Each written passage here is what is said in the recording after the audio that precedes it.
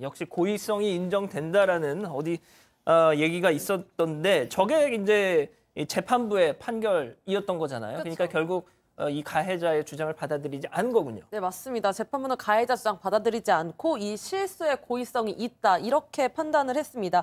이 피해자들이 이 여성의 딸을 좀 괴롭혔다고 해요. 그래서 이를 따지기 위해 쫓아가다가 우발적으로 벌어진 범행으로 보인다 이렇게 판단을 했고요.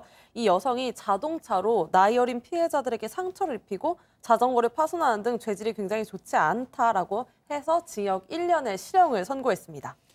자, 일단 법원에서는 가해자가 이 초등생이 다칠 수 있다라는 거를 이렇게 계속 따라가다 보면 애가 다칠 수 있다라는 걸 알면서도 저렇게 했다. 결국 미필적 고의가 있다라고 판단을 한 건데 변호사님 그럼 그 근거가 뭐였습니까? 그러니까 지금 그냥 따라가다가 다칠 수도 있었다라면 과실이 될 수도 있어요. 그런데 이 국립과학수사연구원에서 판단을 해보니까 CCTV도 있었고 블랙박스도 있었죠. 예. 영상을 통해 보니까 아이하고 충돌하기 직전에 차량 속도가 12km가량에서 20km가량으로 급가속이 되는 겁니다. 그러니까 일부러 엑셀레이터를 밟았다고 볼 수 있다라는 상황이고요. 그럼 왜 일부러 밟았을까?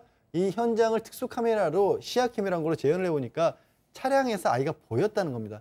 그 두 개를 섞으면 어떻게 되죠? 아이를 보고 급가속을 해서 아이를 들이받았다는 거잖아요. 그렇게 판단한 겁니다. 역시 국과수가 그렇게 좀 판단을 해서 얘기를 하니 재판부도 좀 그렇게 생각을 한 것 같은데 자 이게 근데 소장님 네. 약간 초등학생 아이란 말이죠. 그리고 아이는 자전거를 타고 있고 이 가해자는 정말 이따만한 차량을 몰고 가고 있는데 네.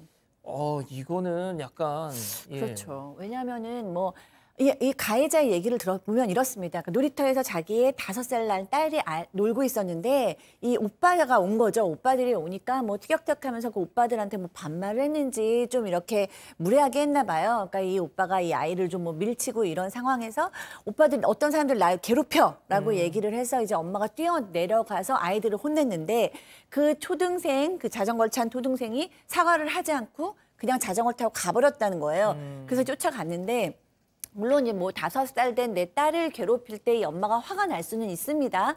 하지만 너무 일반적이지 않은 행동을 하는 거잖아요. 지금 차를 가지고 시속 20km를 더 넘게 아이를 쫓아가서 그 옆에서 얘기하는 것도 아니고 자전거를 넘어뜨리고 그 자전거를 짓밟고 와서도 굉장히 화내는 모습을 봐서 이것을 아이들을 가르치려고 했다라고 얘기하기엔 너무 자기 감정이 보이는 상태입니다. 예. 그래서 이 아이들을 초등생을 가르치려고 했는지 본인의 딸을 보호하려고 했는지는 모르지만 사실은 본인의 감정을 푼 것으로 보이기 때문에 이것은 재판부가 봤을 때도 이거는 미필적 고의다라고 판단을 했을 것 같습니다. 그러니까 이제 저런 방법 말고도 아이한테 좀 더 잘 타이를 수 있는 방법이 또 있었을 텐데 말이죠. 아무튼 이번 판결에 대해서 이 피해자 측 변호인이 입장을 밝혔는데요. 잠깐 듣고 가시죠. 재판부에서 미필적 고의를 인정해서 실형을 선고한 거에 대해서는 합당한 지금 처벌이 이루어졌다고 생각을 하고요. 최근 민식이법이 도입된 이유는 과실로 인해서 어른들이 아동들에게 교통사고로 인한 가해를 입힐 우려에 대해서 경각심을 일깨워서 아동들을 보호하기 위해서 처벌 수위를 높인 거라고 생각을 하는데요. 따라서 당연히 실형이 선고됐어야 하고 재판부의 판단은 이런 입법 취지에 맞는 타당한 판단이라고 생각합니다. 자, 변호사님, 이 사건이 벌어진 곳이 지금 얘기가 나왔지만 스쿨존 어린이 보호구역. 저도 요즘에 이 민식이법 이거 통과된 이후로는 스쿨존 지날 때마다 30km 제한 속도잖아요. 20km 미만으로 다 가더니 애들이 어디서 튀어나올지 모르니까. 근데 이게 그 민식이법이 엄청 되게 강한 법이다라고 알고 있었는데 정작 이 특수상해 혐의를 적용을 했어요. 그러니까 민식이법이 강한 법이라고 알고 있는 이유는 뭐냐면 민식이법은 일부러 아이들을 다치게 하는 게 아닙니다. 그러니까 얘기하신 것처럼 조심하면 다치게 하지 않을 수 있는데 그런 그 스쿨존이라고 하는 특수한 지역에서 조심조심 가지 않고 함부로 운전을 하다가 실수로 아이를 다치게 했는데 실수인데도 징역형을 적용을 하기 때문에 강하게 처벌한다는 거고요. 예. 특수상해죄는 아예 처음부터 일부러 그런 고의 범인 겁니다. 그러니까 저것이 스쿨존이 아니었다라고 하면 스쿨존이 아니었고 만약에 특수상해죄가 적용이 안 되면요.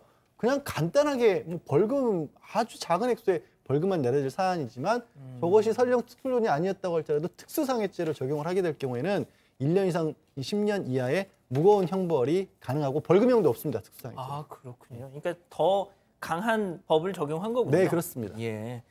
자, 그런데 이 기자, 이 가해자가 실형 선고를 받았잖아요. 근데 법정 구속은 면했다고 하는데 이유가 있어요?